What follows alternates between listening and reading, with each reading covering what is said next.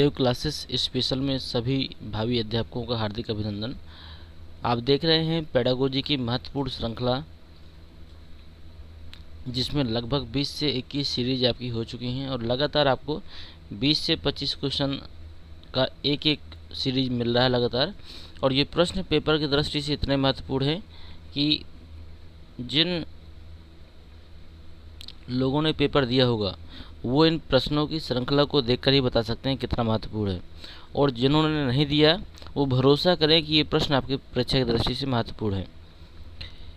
या तो यही प्रश्न आ सकते हैं या तो इनसे मिलते जुलते प्रश्न आ सकते हैं, लेकिन अगर आपने देखा है तो इसमें से बहुत सारी चीज़ें ऐसी हैं जो आप खुद महसूस करेंगे कि बेहतर है। देखिए 100 नंबर तक आपके हो चुके हैं, 101 नंबर चल रहे हैं सीरीज में। कहता है बाल्यावस्था की आयु किस वर्ग में आती है? 3 से 5 वर्ष तक के बच्चों को बाल्यावस्था की उम्र कब बोलते हैं? या जन्म से 5 वर्षों के अंतर्गत में, या फिर 6 से 12 वर्ष, या फिर 12 से 18 वर्ष। तो देखिए ये जो 5 वर्ष तक की अवस्था, ये शैशवावस्था की अवस्था होती है, ठीक है। और ये जो 6 से 12 की अवस्था होती है, ये होती है आपकी बाल्यावस्था। तो आपका विकल्प नंबर सी ही सही होगा इसमें, 6 से 12। अगला प्रश्न है आपका 102 नंबर। कहता है किस अवस्था में मानसिक विकास बहुत तीव्र गति से होता है? मानसिक विकास किस अवस्था में होता है? किशोरावस्था में, बाल्यावस्था में, प्रौढ़ावस्था में, शिशुअवस्था में। तो जो मानसिक विकास होता है, मानसिक विकास के लिए जो बाल्यावस्था होती है वो सबसे उपयुक्त आयु होती है। इस उम्र में बच्चा बहुत ही जल्दी चीज़ों को सीख सकता है। अगला है, कहते हैं मनुष्य को जो कुछ बनना होता है प्रारंभिक के 4-5 वर्षों में ही बन जाता है। ये बात किसने कही है? क्रो एंड क्रो ने, फ्राइड ने, न्यूमैन ने, या फिर एडलर ने। 103 नंबर का प्रश्न है जो फटाफट आप आंसर दीजिए। क्रो एंड क्रो ने, फ्राइड ने, न्यूमैन ने, या एल्डर ने। इसका सही विकल्प कौन सा होगा? तो इसका सही विकल्प होगा आपका फ्राइड ने। जिन बच्चों ने सही आंसर दिया बहुत बहुत उनको धन्यवाद इस चीज़ के लिए कि आप लोगों ने चीज़ों को सीखा है। और जिन्होंने गलत आंसर दिया था तो कोई दिक्कत नहीं है, क्योंकि यदि आप आंसर दे रहे हैं वो सही हो या गलत, अगर आप आंसर दे रहे हैं तो ये मान के चलिए कि आप लगातार सीख रहे हैं। अगला है निम्न परिभाषा देने वाले विद्वान का नाम बताइए। परिभाषा क्या है? इस बात पर मतभेद नहीं हो सकता कि किशोरावस्था जीवन का सबसे कठिन काल है। ये किस वैज्ञानिक ने कहा है या किस विद्वान ने कहा है? इसका नाम बताइए। हल है, किलपैट्रिक है, थॉर्नडाइक है, या फिर बिने है। तो ये जो बात बोली गई थी ये किलपैट्रिक की तरफ से बोली गई थी। इस बात पर मतभेद नहीं हो सकता किशोरावस्था जीवन का सबसे कठिन काल होता है। तो विकल्प नंबर आपका यही सही हो जाता है। अगला है, कहते हैं किशोर मनोविज्ञान निम्नलिखित में से किसके व्यवहार का अध्ययन करता है? किशोर मनोविज्ञान निम्नलिखित में से किसके व्यवहार का अध्ययन करता है? प्रश्न नंबर 105 है। कहता है बालक का किशोर मनोविज्ञान में, जब नाम ही किशोर का आ गया तो कुछ बोलने की आवश्यकता नहीं है, आंसर भी आपका किशोर ही होगा। किशोर जब बाल मनोविज्ञान की बात करते हैं तो उसमें बालक ही होते हैं, मतलब छोटे बालक। अगला है किशोरावस्था में निर्देशन की आवश्यकता किस क्षेत्र में अधिक होती है या किस क्षेत्र में होती है? शैक्षिक क्षेत्र में, व्यक्तिगत में, व्यावसायिक में, या फिर उपरोक्त सभी में। तो किशोरावस्था देखिए शैक्षिक में भी निर्देशन की ज़रूरत होती है, व्यक्तिगत भी होती है और व्यावसायिक भी होती है। तीनों चीज़ें होती हैं आवश्यक, इसलिए हम कह सकते हैं विकल्प नंबर हमारा डी बिल्कुल सही है, उपरोक्त सभी।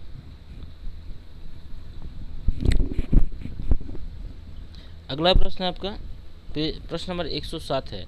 कहते हैं मनोवैज्ञानिकों में मनुष्य को माना जाता है क्या? बुद्धिमान जानवर, विषयी, या फिर जीवधारी, या फिर इनमें से कोई नहीं।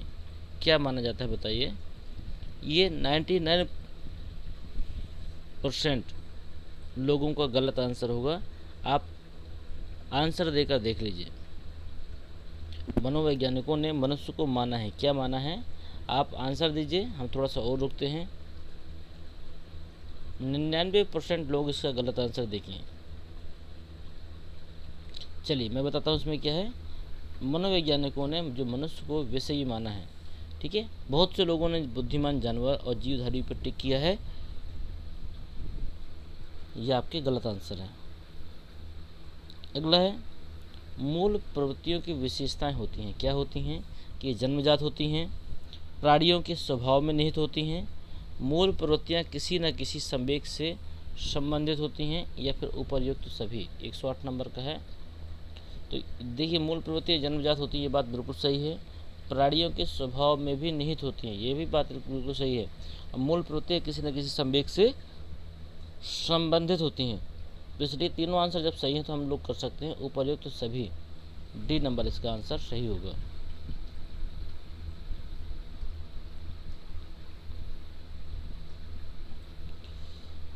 प्रश्न नंबर 105 है।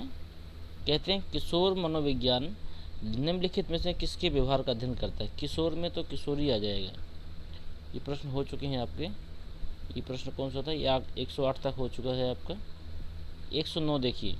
कहते हैं मनोविज्ञान में अध्ययन की सर्वश्रेष्ठ विधि निम्नलिखित में से कौन सी है? मनोविज्ञान में अध्ययन की सबसे जो श्रेष्ठ विधि है वो कौन सी है? प्रश्न नंबर 109। अंतर्दर्शन विधि है, प्रयोग विधि है, निरीक्षण विधि है, ये प्रश्न वाली विधि है। निरीक्षण नहीं है, प्रश्न वाली भी नहीं है, अंतर्दर्शन भी नहीं है। ठीक है। मनोविज्ञान में जो अध्ययन की सबसे सर्वश्रेष्ठ विधि है वो क्या है? प्रयोग विधि। जब हम किसी पर किसी चीज़ का प्रयोग करते हैं, जैसे पावलाओं ने कुत्ते पर किया, अलग अलग प्रयोग किए जाते हैं। ठीक है। तो वहाँ से वो जो अध्ययन निकल कर आता है वो चीज़ें आपकी स्थायी होती हैं। तो हम कह सकते हैं मनोविज्ञान में अध्ययन की सर्वश्रेष्ठ जो विधि है वो आपकी प्रयोग विधि है। प्रश्न नंबर 110 देखिए। कहते हैं किसने कहा कि अंतर्निरीक्षीय विधि अपनी आत्मा में देखना ही अंतर्दर्शन है? 110 नंबर है।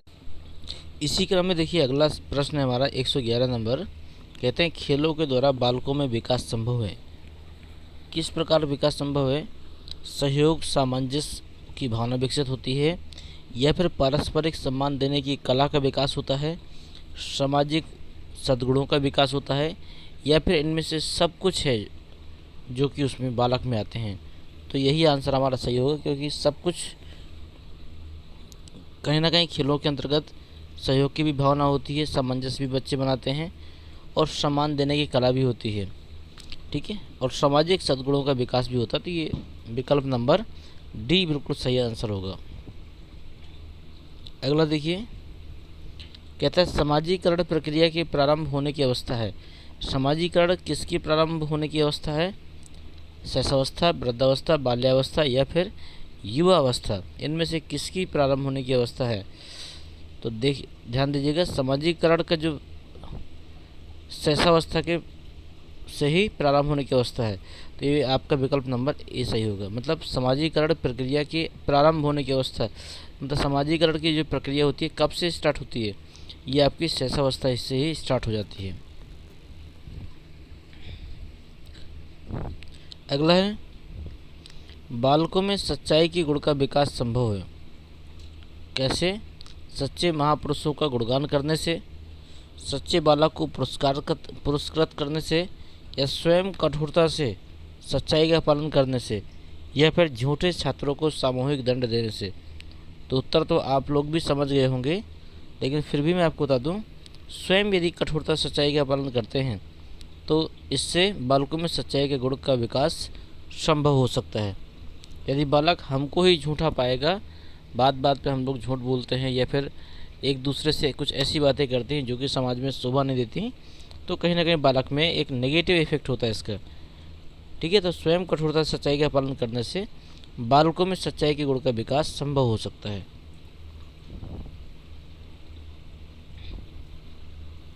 प्रश्न नंबर 114 है। विद्यालय पूर्व आयु में बालकों के खेल निम्नलिखित में से किस प्रकार के होते हैं? विद्यालय में पूर्व आयु के जो बालक होते हैं उनके खेल कैसे होते हैं? आत्म केंद्रित होते हैं, वस्तु केंद्रित होते हैं, दोनों होते हैं, या फिर इनमें से कोई नहीं होते हैं? बताइए फटाफट। तो बालक के जो प्रारंभ के खेल होते हैं वो वस्तु केंद्रित नहीं होते हैं। कुछ भी पाता है बस खेलता ही रहता है, अपने आप में भी खेलता रहता है। कोई सामग्री मिले न मिले, उस कोई ना कोई खेल तो ढूंढ लेता है। तो इसका हो जाएगा आपका आत्म केंद्रित। विकल्प नंबर 1 इसका सही होगा।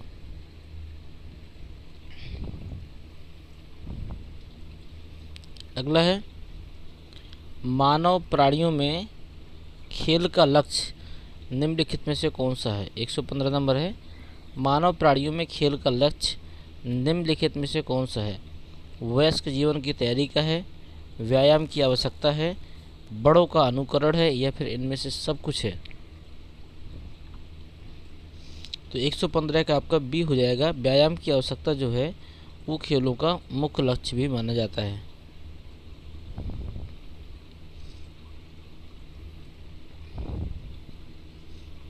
अगला है आप छोटे बच्चे के विकास के लिए उसकी कैसी आदत डालेंगे, रटने की, या स्वयं क्रिया पर जोर देंगे, या खेल प्रवृत्ति का उन्नतीकरण कराएंगे, या फिर 3R की शिक्षा देंगे। 116 नंबर, तो जब बालक स्वयं क्रिया करेगा, स्वयं सीखने का प्रयास करेगा तो वो जल्दी सीख सकता है, तो हम इसी पर जोर देंगे। अगला है भ्रूण में कितने क्रोमोसोम होते हैं। 117 नंबर है, भ्रूण में कितने क्रोमोसोम होते हैं। तो उसमें होते हैं 23 जोड़े होते हैं, और 23 जोड़े के मतलब कुल मिलाकर 46 क्रोमोसोम होते हैं, 46। तो विकल्प नंबर इसका ए सही हो जाएगा। अगला है बच्चों का त्वचा का रंग होता है किन के कारण होता है, फिनोटाइप या फिर जीनोटाइप के कारण, या फिर ये दोनों इसके लिए उत्तरदायी हैं।